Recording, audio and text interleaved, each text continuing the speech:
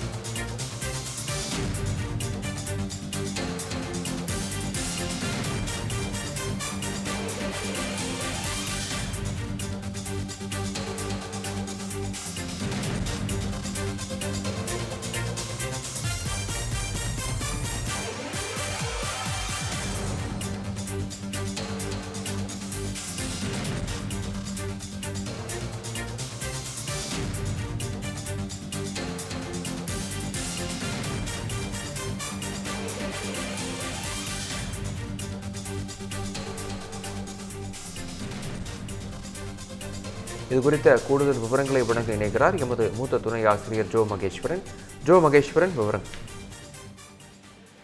விக்னேஷ், இந்த ஆண்டினுடைய சட்டப்பேரவையினுடைய முதல் கூட்டம் இன்றைக்கு தொடங்கி இருக்கிறது. ஒரு ஆண்டுக்கு முதல் கூட்டம் நடக்கிறப்ப ஆளுநருடைய உரையோடு தொடங்கப்படுவது வழக்கம், மரபு. அதன்படி இன்றைக்கு ஆளுநர் RN ரவி தன்னுடைய உரையை வாசிப்பார் என்று எதிர்பார்க்கப்பட்டது. அவர் சட்டப்பேரவைக்கு வருகை தந்தவரை சட்டப்பேரவையுடைய தலைவர், சட்டப்பேரவை செயலாளர்லாம் பூங்குத்து கொடுத்து வரவேற்று அழைத்து சென்றார்கள். கடந்த ஆண்டை போலவே இப்போதும் ஆளுநர் சட்டப்பேரவை நிகழ்ச்சியை புறக்கணித்து சட்டப்பேரவையிலிருந்து வெளியேறி இருக்கிறார், புறப்பட்டு சென்று விட்டார். என்ன காரணம் சொல்லியிருக்காங்க அப்படின்னா, சட்டப்பேரவையுடைய நிகழ்ச்சி தமிழ்தாய் வாழ்த்தோடு தொடங்கி இருக்கிறது. ஆனால் ஆளுநரை பொறுத்த வரைக்கும் சட்டப்பேரவை ஆளுநர், குடியரசுத் தலைவர் உள்ளிட்டோரெல்லாம் பங்கேற்கும் நிகழ்ச்சி என்பது தேசிய கீதத்தோடு தொடங்க வேண்டும், தேசிய கீதம் இசைக்கப்பட வேண்டும் என்று கடந்த ஆண்டு குறிப்பிட்டிருந்தார். ஆனால் அவருடைய அறிவுறுத்தலை தமிழ்நாடு அரசு கேட்கவில்லை. தமிழ்தாய் வாழ்த்து தான் தொடக்கத்தில் இருக்கும், நிறைவுல தான் தேசிய கீதம் என்று சொன்னாங்க. அதே நிலைப்பாட்டில் இந்த வருஷம் தமிழ்நாடு அரசு உறுதியாக இருந்த சூழல்ல தமிழ்தாய் வாழ்த்தோடு அவை நிகழ்வுகள் தொடங்கியது, அலுவல்கள் தொடங்கிய சூழல்ல தமிழ்தாய் வாழ்த்து மட்டும்தான் இசைச்சாங்க, தேசிய கீதத்தை இசைக்கவில்லை என்று சொல்லி ஆளுநர் ரவி அவையிலிருந்து புறப்பட்டு சென்று விட்டிருக்கார். அவை நிகழ்ச்சியை அவர் புறக்கணித்திருக்கிறார். கடந்த ஆண்டும் இது போலதான் அவை நிகழ்ச்சியை புறக்கணித்தார். இந்த ஆண்டினுடைய முதல் கூட்டம், இந்த முதல் கூட்டத்தில் ஆளுநர் உரை இடம்பெறும். ஆளுநர் உரை ஆங்கிலத்துல வாசிப்பாங்க. அதற்கு பிறகு அந்த உரையை தமிழ்ல சட்டப்பேரவை தலைவர், சபாநாயகர் வாசிப்பாங்க. இந்த அரசனுடைய திட்டங்கள், அடுத்து கொண்டு வர திட்டங்கள் உள்ளிட்ட குறித்தெல்லாம் நம்ம விரிவா ஆளுநர் உரை இடம்பெறும். 2022 ஆளுநர், 2021 ஆளுநராக தமிழ்நாட்டிற்கு வந்தார் RN ரவி. தொடர்ந்து 2022 கொடுத்த உரையை முழுக்க வாசித்தார், பிரச்சனை இல்லை. 2023 சட்டப்பேரவை கொடுத்த தொடங்குறப்ப அந்த ஆளுநர் உரையில் இடம்பெற்ற தமிழ்நாடு அரசு அந்த உரையை தயாரிக்குது. அதில் இடம்பெற்ற சில இடங்களை, வாக்கியங்களை, வார்த்தைகளை தவிர்த்தும் சில வாக்கியங்களை சேர்த்தும் அவர் ஆளுநர் வாசித்தார் என்கிற சர்ச்சை இருந்தது. அதற்கு எதிர்ப்பெல்லாம் தெரிவிக்கப்பட்டது. இப்ப 24, 25 இதே போல சர்ச்சைகள் தொடர்ந்து இருக்கிற சூழல்ல இந்த ஆண்டும் ஆளுநர் தன்னுடைய அவை நிகழ்ச்சியிலிருந்து புறக்கணித்திருக்கிறார். ஆளுநர் புறக்கணித்திருக்க அதே நிலையில ஆளுநர் இந்த சட்டப்பேரவை கூட்டத்தொடர் தொடங்குறதுக்கு முன்னாடியே உள்ள எதிர்கட்சி தலைவர், முதலமைச்சர், துணை முதலமைச்சர் எல்லாருமே வருகை தந்திருக்காங்க. மற்ற கட்சிகளுடைய உறுப்பினர்கள்லாம் பாஜக, பாட்டாளி மக்கள் கட்சி, காங்கிரஸ் உள்ளிட்ட கட்சிகளுடைய உறுப்பினர்கள்லாம் வருகை தந்திருக்காங்க. அவை தொடங்குறப்பவே நேரலைக்கான இணைப்பு லிங்க் வழங்கப்படும்.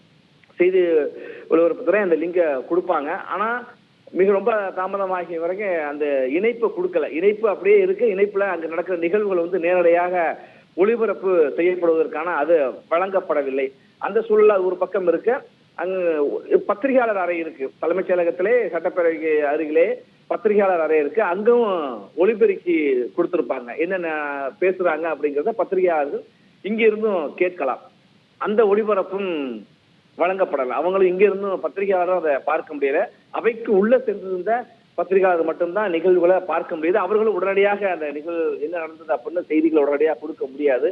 நேரலைங்கிறப்ப எல்லா செய்தி ஊடகங்களுமே அந்த நேரலை காட்சிகளை பயன்படுத்துவாங்க. அந்த நேரலை இணைப்பும் தாமதமாக வழங்கப்படாத சூழல்ல ஆளுநர் அவையிலிருந்து புறப்பட்டு சென்றதற்கு பிறகு முதலமைச்சர் பேசியிருக்கிறார். ஆளுநருடைய இந்த நடவடிக்கை என்பது அரசியலமைப்பை அவமதிக்கின்ற செயல் என்றும், நூற்றாண்டு கால பாரம்பரியத்தையும் மரபுகளையும் கொண்ட மக்கள் சபையை ஆளுநர் அவமதித்ததாக கருதுகிறேன்.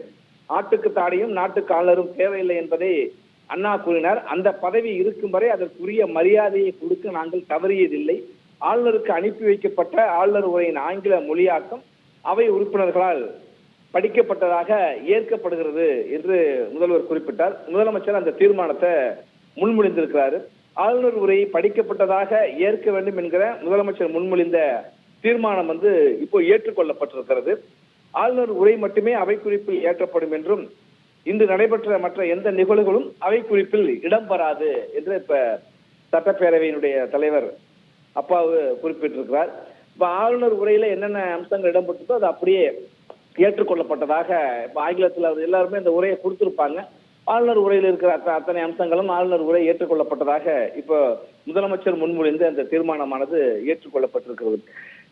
சட்டப்பேரவை பொறுத்த வரைக்கும் இன்னும் ஓரிரு மாதங்கள்ல தேர்தலானது தமிழ்நாடு சட்டப்பேரவைக்கான தேர்தல் நடைபெற இருக்கிற சூழல்ல பிப்ரவரியில ஒரு முழுமையான பட்ஜெட்டை தாக்கல் செய்ய முடியாது. ஒரு இடைக்கால பட்ஜெட் தான் தமிழ்நாடு அரசு தாக்கல் செய்யும்.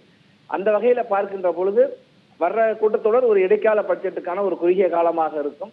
ஒரு முழுமையான தொடர்னு பார்க்கிறப்ப இந்த கூட்டத்தொடர் இந்த ஆண்டினுடைய இறுதியாகவும் பார்க்கலாம், பட்ஜெட் கூட்டத்தொடருக்கு முந்தைய ஒரு நிறைவான கூட்டத்தொடராகவும் பார்க்கலாம்.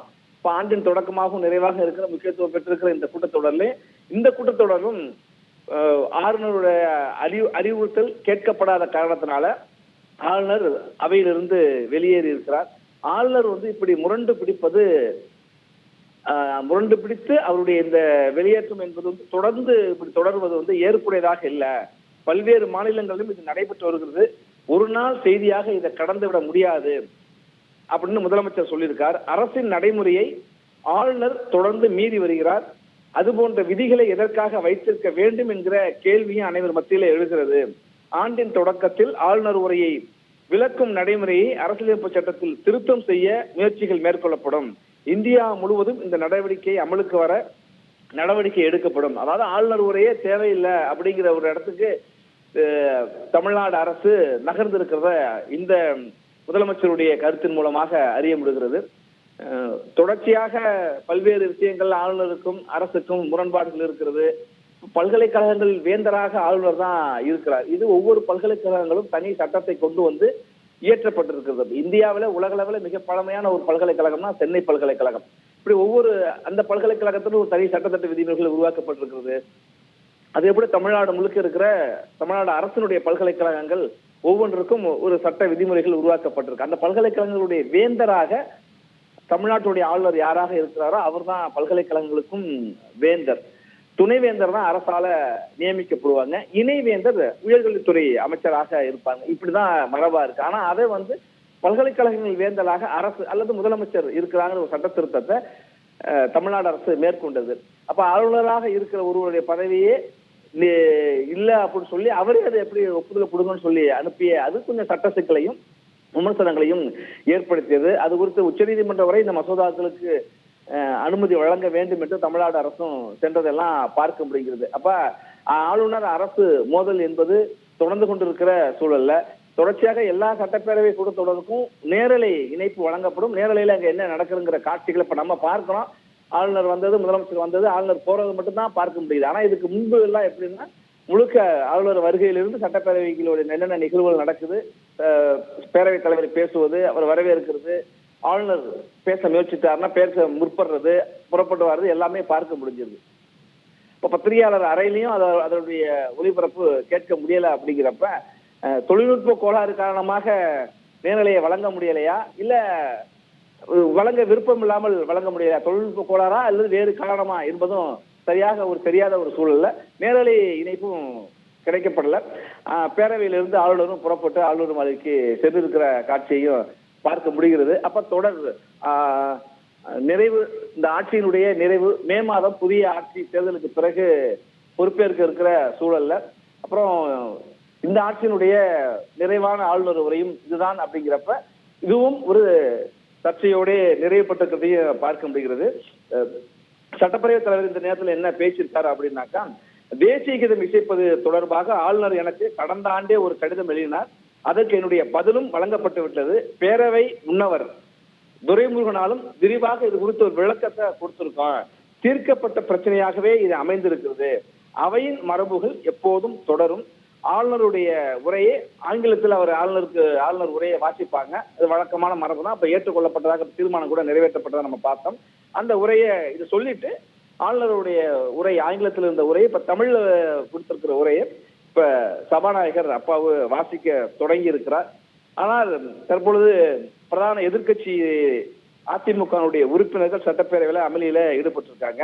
ஆளுநர் உரையை இப்ப சபாநாயகர் வாசிச்சுட்டு இருக்காரு. அவர் வாசிச்சுட்டு இருக்கிறப்பதான் இப்ப அதிமுகவுடைய எதிர்ப்புகளும் அங்க கேட்க முடிகிறது. அதுக்கு பதில் இப்படி ஆளுநர் உரையை சபாநாயகர் வாசிக்கின்ற பொழுது வேறு எந்த நிகழ்வும் அந்த அவையில இடம்பெறாது என்கிறத அப்பாவு அறிவிச்சிருக்கிறார். அதே மாதிரி சட்டம் ஒழுங்கு பிரச்சனை தொடர்பாக அதிமுக சட்டமன்ற உறுப்பினர்கள் தொடர்ச்சியாக பேச வேண்டும் என்று குரல் எழுப்புறாங்க. அமைதியாக நீங்கெல்லாம் வெளியேறணும். ஏன்னா ஆளுநர் உரை நிகழ்வுல எடுத்துக்கிட்டோம்னா ஆளுநர் உரை பத்தி மட்டும்தான் பேச முடியும், வேற எந்த நிகழ்வும் இருக்காது அப்படின்னு சபாநாயகர் உறுதிப்பட சொல்றார். அப்ப வேற சட்டம் ஒழுங்கோ மற்ற விஷயங்களோ இதற்கு பிறகுதான் எடுத்துக்கொள்ளப்படும். நீங்க அமைதியா இந்த சபை நடவடிக்கை முழுமையாக ஒத்துழைப்பு கொடுங்க, இல்லைன்னா அமைதியாக வெளியேறுங்க. இது போல கூச்சல் குழப்பம் தொடர்ந்ததுன்னா நடவடிக்கை எடுக்கப்படும் அப்படிங்கிறதையும் சபாநாயகர் இப்ப தெரிவிச்சிருக்கிறார். ஆனாலும் அதிமுக உறுப்பினர்கள் சட்டம் ஒழுங்கு உள்ளிட்ட பிரச்சனைகளை விவாதிக்க வேண்டும் என்றும் குரல் கொடுத்துக்கிட்டு இருக்கிறாங்க. ஆளுநர் உரை அவருடைய ஆளுநர் ஆங்கிலத்துல அவர் கொடுத்த உரையை அவர் வாசிக்காம புறப்பட்டு சென்றாலும் கூட அந்த உரை ஏற்றுக்கொள்ளப்பட்டதாக தீர்மானம் நிறைவேற்றப்பட்டிருக்கிற சூழல்ல தமிழ்ல அதற்கான உரையை இப்போ சபாநாயகர் அங்க வாசித்துக் கொண்டிருக்கிறார். இந்த பண்டிகை நாட்களை முன்னிட்டு வில்லா மனைகளை முன்பதிவு செய்து ஸ்டாம்ப் டியூட்டியில் 50% வரை தள்ளுபடி பெறுங்கள். Premium villa plots across Tamil Nadu from 4.5 lakhs to 3 crores. Wandayar G Square. For details call 8939750009.